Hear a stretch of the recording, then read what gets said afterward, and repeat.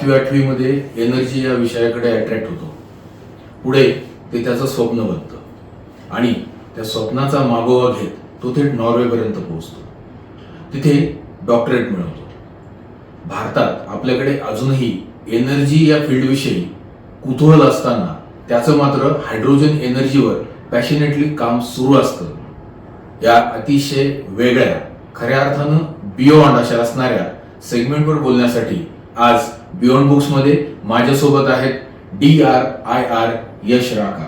Yes sir, तुमचं beyond बुक्समध्ये आम्ही स्वागत करतो. धन्यवाद.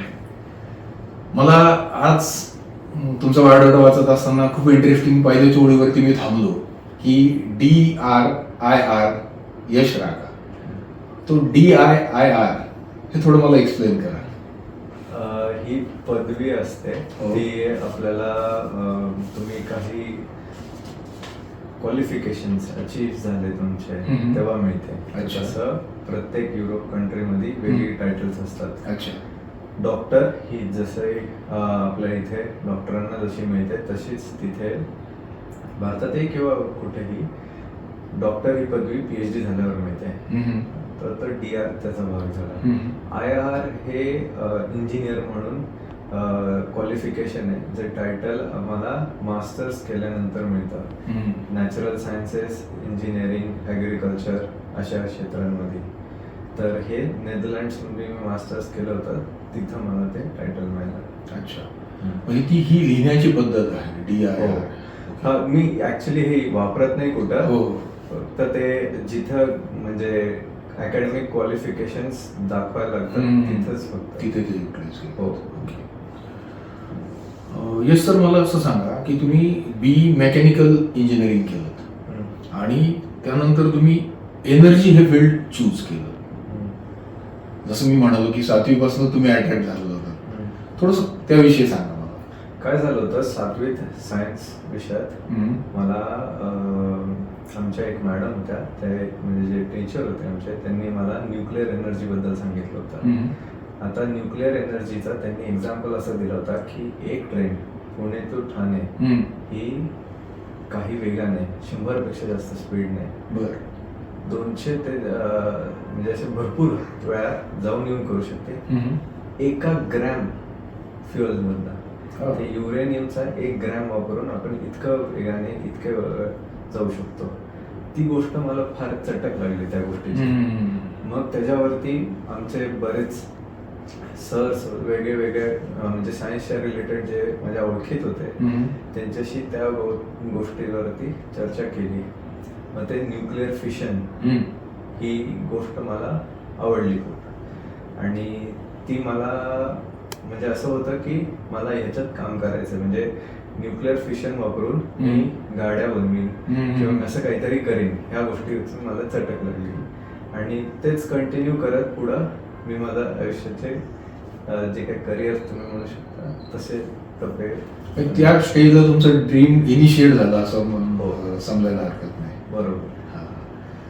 आणि मग BE झालं तुमचं मेकॅनिकलमध्ये आणि मग त्यानंतर तुम्ही एनर्जी इंजिनियर म्हणून काही काळ काम केलं. ते काय होतं?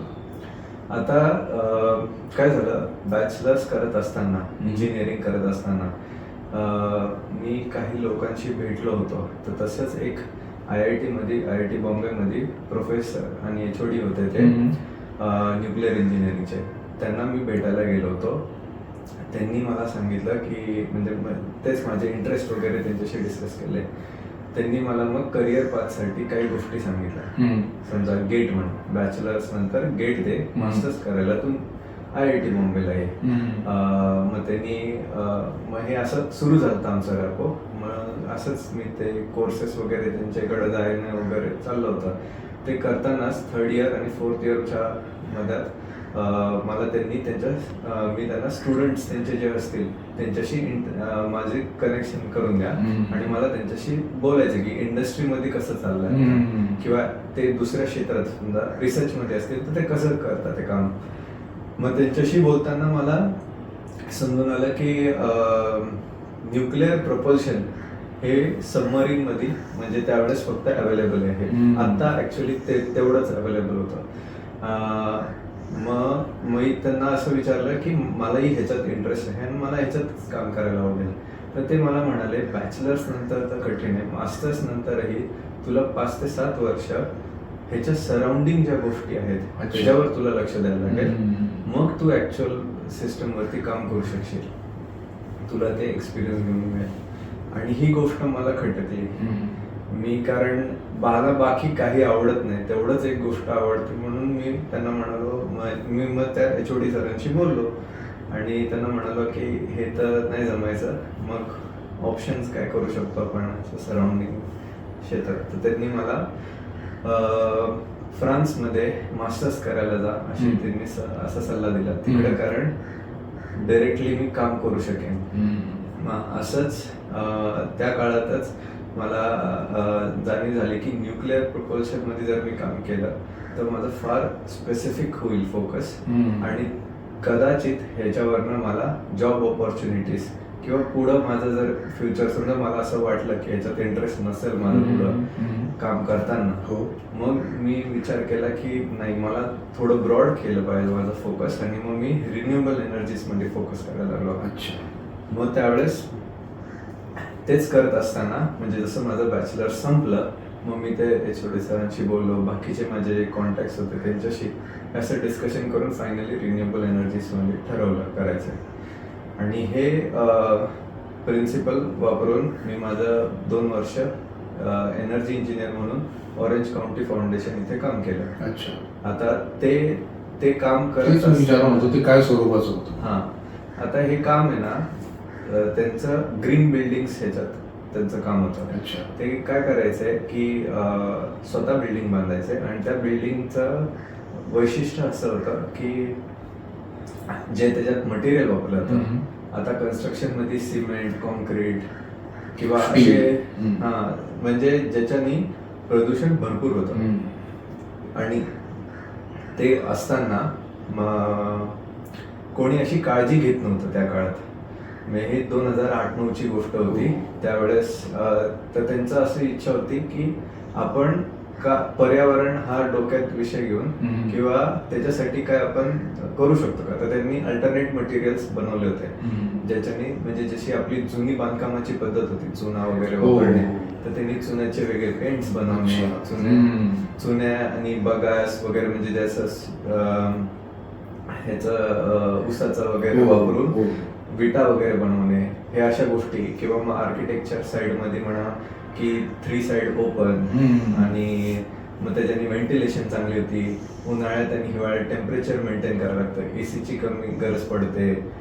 अशा काही बऱ्याचशा मायक्रो गोष्टी कन्सिडर करून त्यांनी तो कन्सेप्ट डेव्हलप केली होती. आणि मग त्या ह्याच्यात माझं काम एनर्जीच्या साईडला होतं, म्हणजे ज्याच्यामध्ये आम्ही सोलार, विंड आणि पवनचक्क्या म्हणजे आणि बॅटरी, ही अशी सिस्टम कशी डिझाईन करावी प्रत्येक म्हणजे त्या बिल्डिंगसाठी. आता ही कमर्शियल बिल्डिंग असू शकते, रेसिडेन्शियल असू शकते, किंवा पार्क, इंडस्ट्री पार्क किंवा असे मोठे ह्याच्यात असू शकतं. तर आमचं मोस्टली कमर्शियल आणि रेसिडेन्शियल ह्याच्यात होतं. तर त्याचं डिझाईन करणे, मेंटेनन्सचा पार्ट पाहणे, ऑपरेशन्स मेंटेनन्स, मॉनिटरिंग, आणि मग थोडक्यात ते होतं. सुरुवातीला माझं काम मोस्टली फोकस त्याच्यावर होतं. मग त्याच्यानंतर हळूहळू मी बाकीच्या विषयांमध्ये पण इन्व्हॉल्व व्हायला लागलो. म्हणजे तुमची आणि एनर्जीची भेट तिथे पहिल्यांदा झाली, ऍक्च्युअल भेट ज्याला आपण म्हणू, कामाच्या स्वरूपातली, म्हणजे जे तुम्ही स्वप्न पाहिलं आणि तुम्हाला ऍक्च्युअली भेट एनर्जीची त्या ग्रीन हाऊसच्या प्रोजेक्ट मध्ये झाली. ही ग्रीन बिल्डिंगच्या ह्याच्यात माझी पहिली भेट होती. तशी एक भेट आधी पण झाली होती. बॅचलर्स करत असताना मी शेवटच्या वर्षात आम्हाला इलेक्टिव्ह असतात, तर त्या ह्याच्यातच मी सुरू केलं होतं बॅचलर्स.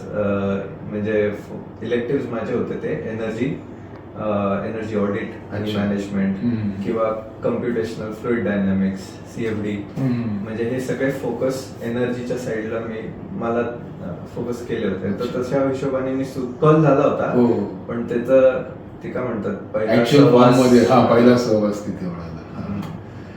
मग तुम्ही नंतर हे सगळं केल्यानंतर MS केलं. MS तुम्ही कशामध्ये आणि कुठे केलं?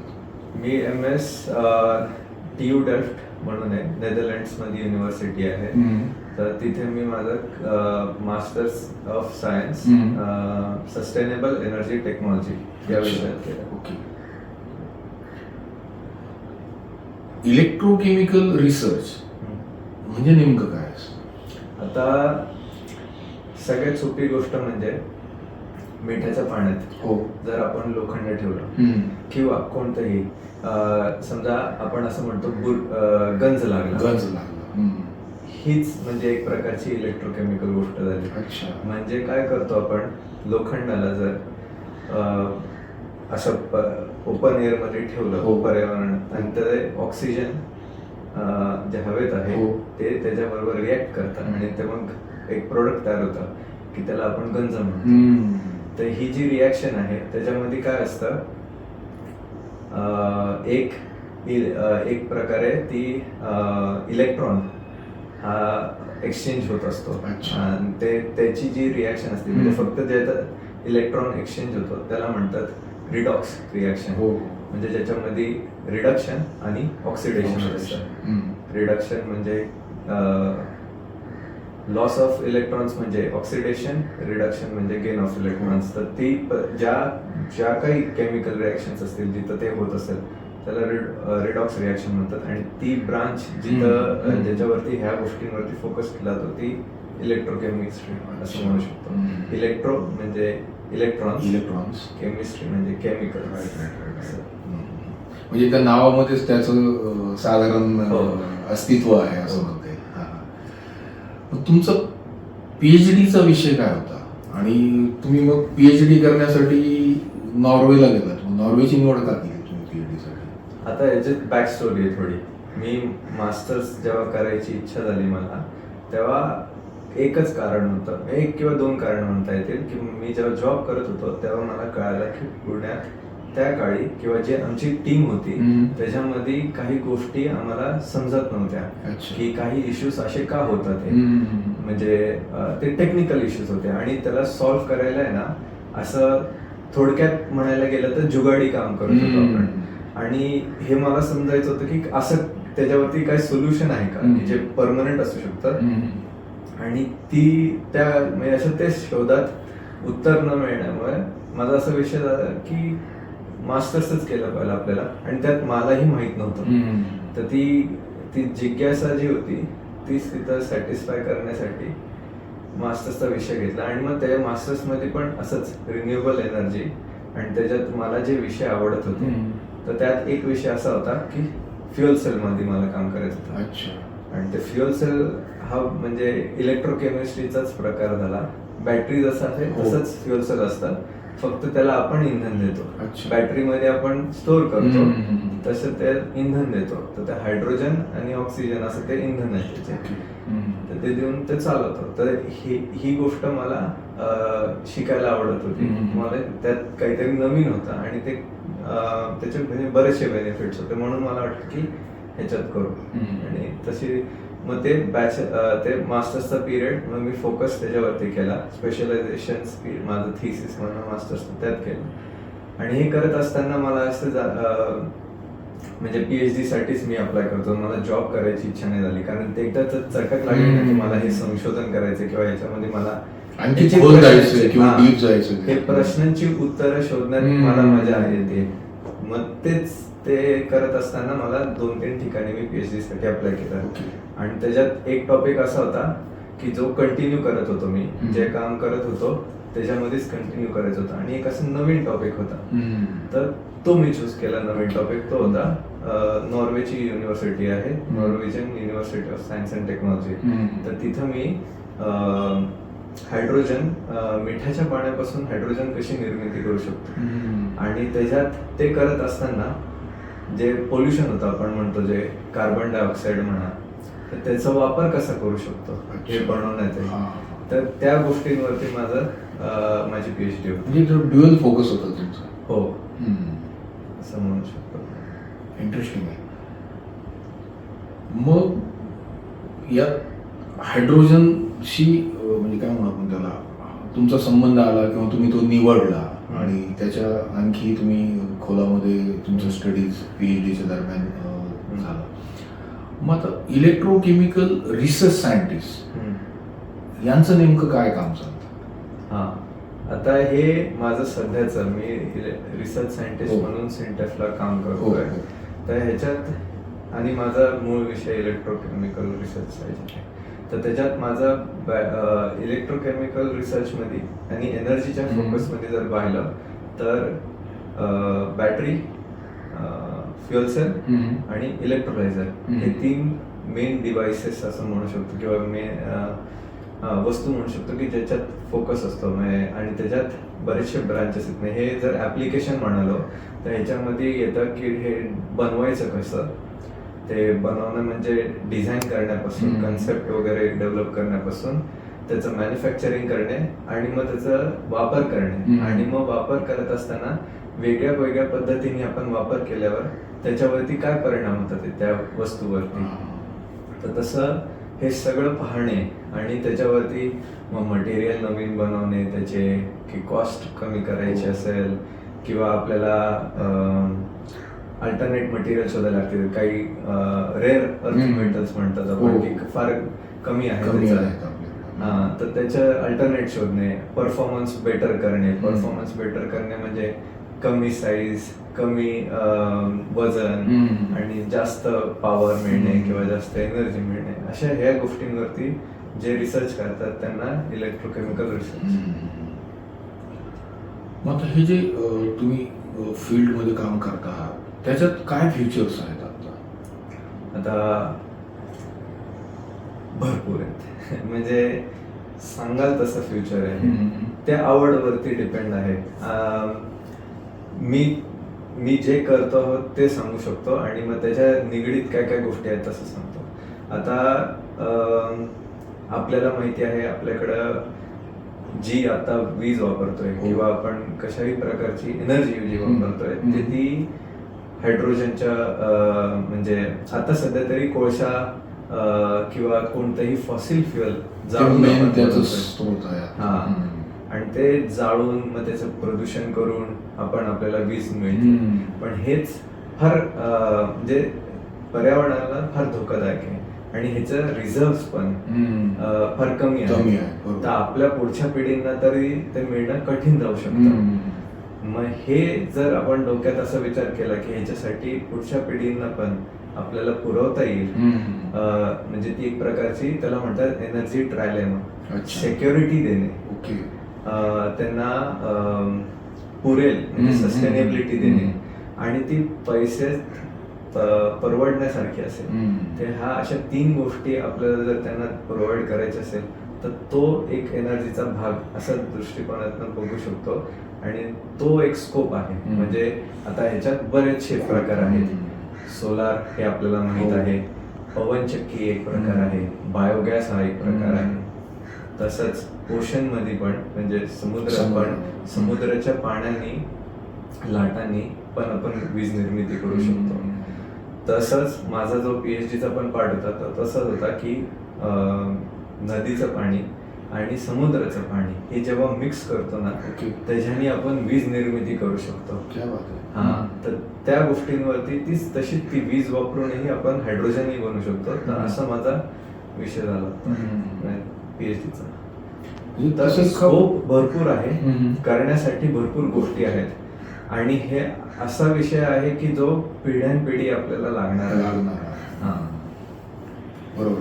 म्हणजे एक अल्टरनेटिव्ह पण आपण फाइंड करतोय त्या निमित्तानं की आपल्याला कोळशाला पण अल्टरनेटिव्ह लागणार आहे. जसं आपण आता पेट्रोल आणि याच्यावरती आपली डिपेंडन्सी झाली तशी आपण आता कोळशेवरती डिपेंड आहोत.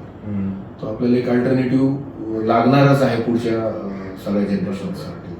तेच पार्ट त्यालाच म्हणतात सिक्युरिटी. कारण आपल्याकडं समजा भारताने असं म्हणाला की स्वतःचं ठेवायचं असेल, स्वतःवरती म्हणजे बाहेरच्या लोकांवर इंडिपेंडंट राहायचं, आयात नाही करायचे. आता आपलं नॅचरल गॅस म्हणा, पेट्रोल म्हणा, म्हणजे पेट्रोलियम प्रोडक्ट्स काही म्हणा किंवा ऑइल प्रोडक्ट्स, हे सगळे आपण बाहेरनं आयात करतोय बऱ्याच प्रमाणात. त्याच्याने आपली GDP पण म्हणजे अफेक्ट होते. तर ही गोष्ट आपल्याला जर कंट्रोल करायची असेल तर सिक्युरिटी हा खूप इम्पॉर्टंट, एनर्जी सिक्युरिटी हा खूप इम्पॉर्टंट प्रश्न आहे आणि त्यासाठी तरुणांनी ह्याच्यावर फोकस केला तर नक्कीच आपण काहीतरी करू शकतो जे आपल्या मार्केटसाठी आपल्याला स्वावलंबी बनवेल. बनवेल. मग आता आपण भारताविषयी बोलतो आहे, तर इंडियामध्ये एनर्जी रिलेटेड कोर्सेस शिकवणाऱ्या काही इन्स्टिट्यूट तुमच्या माहितीत आहेत? हा, आता 2 प्रकारच्या मी गोष्टी म्हणू शकतो याच्यात. तुम्हाला जर असे फक्त सब्जेक्ट शिकायचे असतील की समजा फक्त मला हायड्रोजन शिकायचं असेल किंवा मला बॅटरी मधल्या काही गोष्टी शिकायच्या असतील, सोलर म्हणा, तर असे सुट्टे कोर्सेस देणारे भरपूर इन्स्टिट्यूट्स आहेत. नामवंत इथं आहेत. तुम्ही ऑनलाईनही शिकू शकता. तुम्हाला बाहेरच्या देशात मध्ये पण हे ऑनलाईन बरेचसे प्लॅटफॉर्म आहेत, तिथं मिळू शकतं.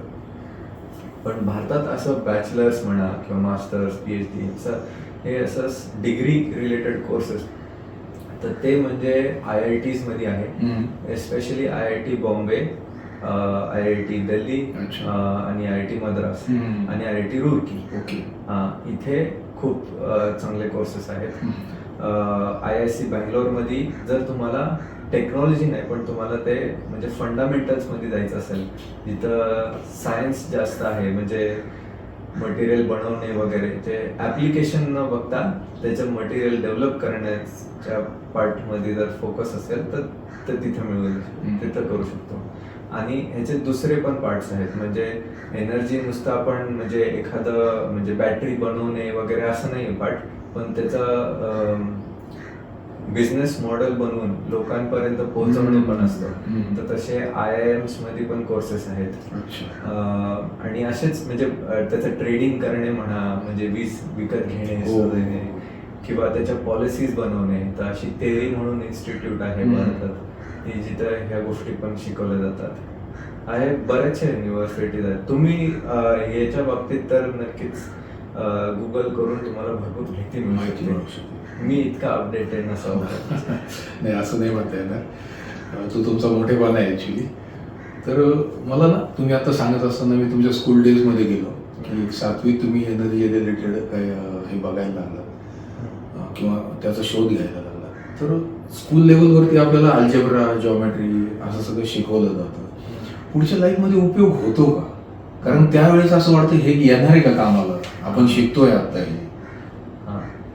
आता ते कदाचित भारतात किंवा भारताचं नाही सांगू शकणार, पुण्यात जी शिक्षण पद्धत होती कदाचित त्याचा परिणाम असू शकतो. आम्हाला जे प्रश्न विचारत होते किंवा आमचे जे शिक्षक होते ते कदाचित आम्हाला असे सांगायचे की हे गणित आहे, हे सोडवा, यांनी तुम्हाला इतके मार्क्स पडतील, तुम्ही पुढे जाताल, इयत्तात वाढ होईल. पण तेव्हा असं कोणी समजून मला तरी नव्हतं सांगत की आता म्हणजे समजा तू आता उद्या 10 पेरू विकत घ्यायला गेला तर किती पैसे लागतील तुला. 1 पेरू जर 4चा असेल तर असं ते हे 4 गुणिले 10 असे 40 रुपये होतात. ह्याची आपल्याला गरज तेव्हा कोणी सांगितली नाही. तर तसंच ते स्टॅटिस्टिक्स, ट्रिग्नोमेट्री ज्याच्या बाबतीत आहे ती गोष्ट आपल्याला पुढे जाऊनच कळते. जसं आता ते स्टॅटिस्टिक्सचं म्हणाले तर माझ्या आता कामात मी इलेक्ट्रोलायझर वरती जर काम करत असेल, इलेक्ट्रोलायझर म्हणजे ज्याच्याने हायड्रोजन बनवता येतं रिन्युएबल पद्धतीत, तर ते हायड्रोजन तर त्याचा आम्ही काय करतो, समजा त्याचा वापर करत असतो आपण वेगळ्या वेगळ्या प्रकारे वापर करतो, तर त्याच्यामुळे तो खराब होऊ शकतो. आता आपण काय करतो, एक्सपेरिमेंट करतो ह्याच्यावरती की ह्या पद्धतीत वापरला तर किती खराब होतो, ह्या पद्धतीत. तर आम्ही हे करत असताना आपले डेटा मिळतं राहतं, माहिती मिळतं राहते, गोळा करतो. आणि ही माहिती आपल्याला एका अशा पद्धतीत प्रेझेंट करायची की ज्याने आपल्याला समजू शकतं कोणता खराब आहे, कोणता चांगला आहे, कोणती पद्धत आपल्याला बदलावी लागेल. हे समजण्यासाठी स्टॅटिस्टिक्स खूप इम्पॉर्टंट पडतं. आता म्हणजे त्याच्यात पार्ट येतो रिप्रोड्युसिबिलिटी. आपण एक एक्सपेरिमेंट करून आपल्याला काय समजणार नाही, तर ते ह्या म्हणजे असं म्हणू शकतो की स्टॅटिस्टिक्स कदाचित इथं वापरता येईल. मशीन लर्निंग म्हणा तर त्याच्यात बेसिक पार्ट जो आहे, एक कंपोनंट आहे त्याच्यातला, तो स्टॅटिस्टिक्स आहे. तर त्याचा वापर तर भरपूर आहे, फक्त ते आपल्याला जसं स्टीव्ह जॉब्सने एक म्हण म्हणाली होती की you cannot connect dots looking forward. तसं आपल्याला माहित नाही असणार आहे त्या पुढं कसा वापर होईल, पण मागं वळून पाहिलं की आपल्याला कळतील हे शिकलो होतो म्हणून हे झालं. Yes sir. Being a research scientist, हायड्रोजनकडे तुम्ही कसं पाहता, म्हणजे त्याची युजेस, ऍप्लिकेशन्स? द हायड्रोजन आहे ना, हे असं नाव घेतलं लोकांच्या डोक्यात फक्त एकच गोष्ट येते, सामान्य माणसाच्या डोक्यात, हायड्रोजन बॉम्ब. हा काय त्याचा म्हणजे विध्वंसक असा उपयोग पण डिफेन्स पर्पजेससाठी म्हणू शकतो. पण त्याचे बरेचसे ॲप्लिकेशन आहेत. ॲक्च्युली बघायला गेलं तर भरपूर ॲप्लिकेशन आहेत.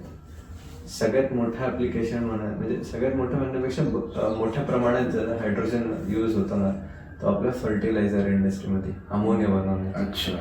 हायड्रोजन अमोनिया म्हणजे NH3 म्हणजे नायट्रोजन आणि हायड्रोजनचे 3. तर हे असे हायड्रोजन तिथं बनवण्यात वापरला जातो. मग त्यानंतर असं म्हणू शकतो आपण स्टील इंडस्ट्री किंवा स्टील म्हणण्यापेक्षा आयर्न इंडस्ट्रीमध्ये, तर तिथंही हायड्रोजनचा वापर केला जातो.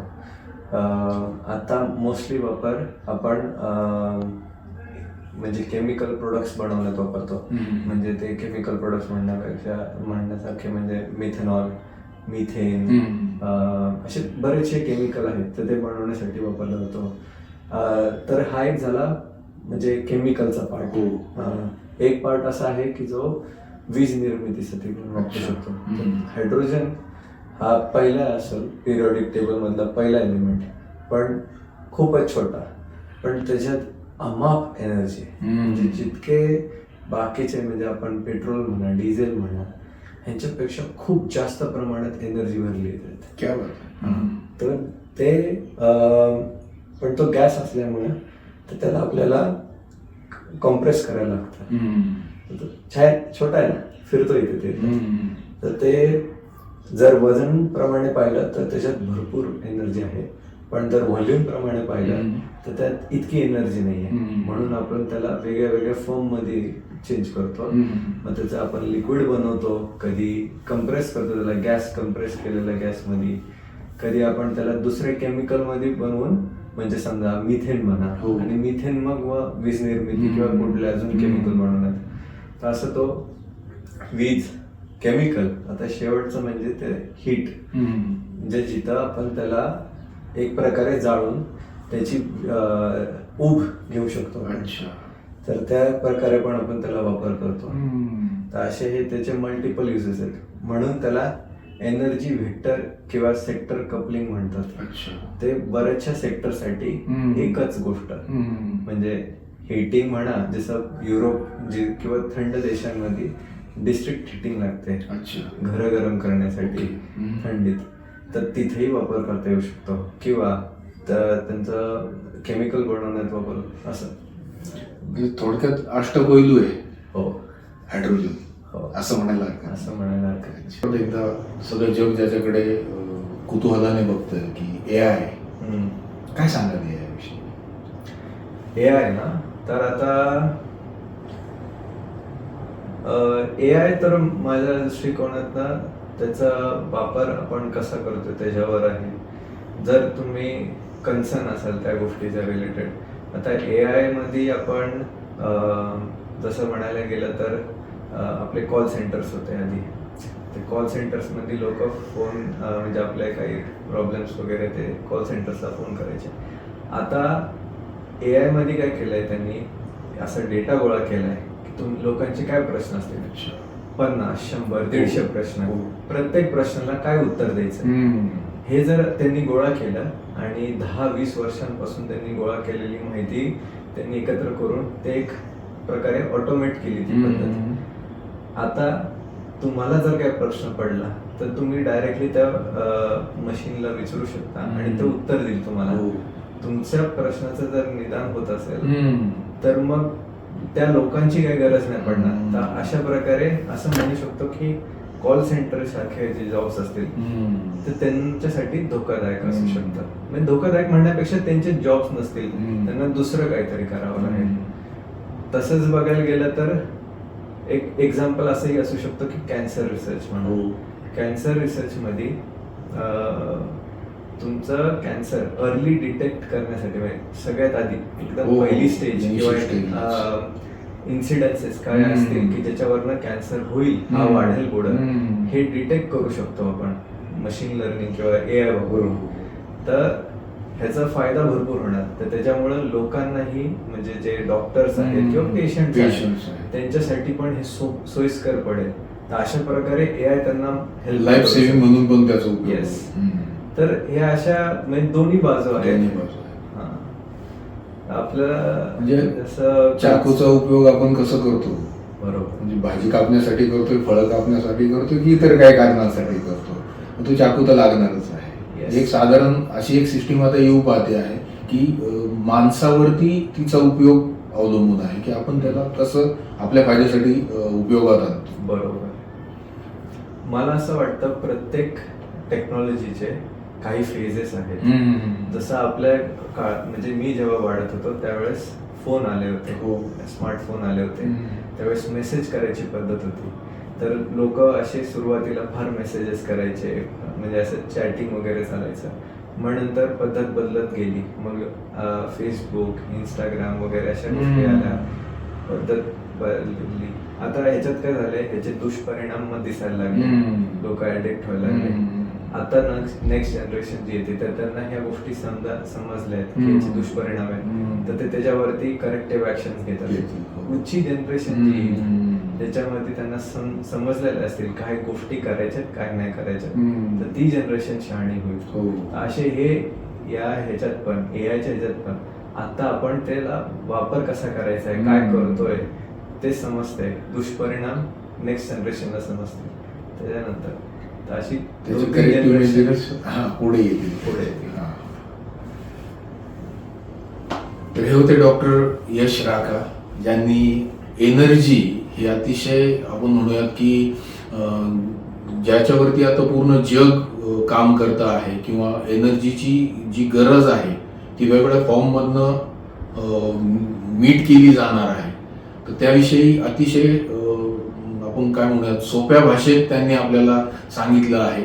आणि मला वाटतं की आजचं आपला इंटरव्ह्यू ऐकून बरेच जण तुमच्यापासून इन्स्पायर होतील आणि एनर्जी रिलेटेड ज्या काही गोष्टी आहेत शिकण्यासारख्या त्याकडे निश्चित वळतील अशी आशा करतो. आपण बियॉन्ड बुक्समध्ये आलात, आम्हाला वेळ दिलात, मनापासून धन्यवाद. धन्यवाद.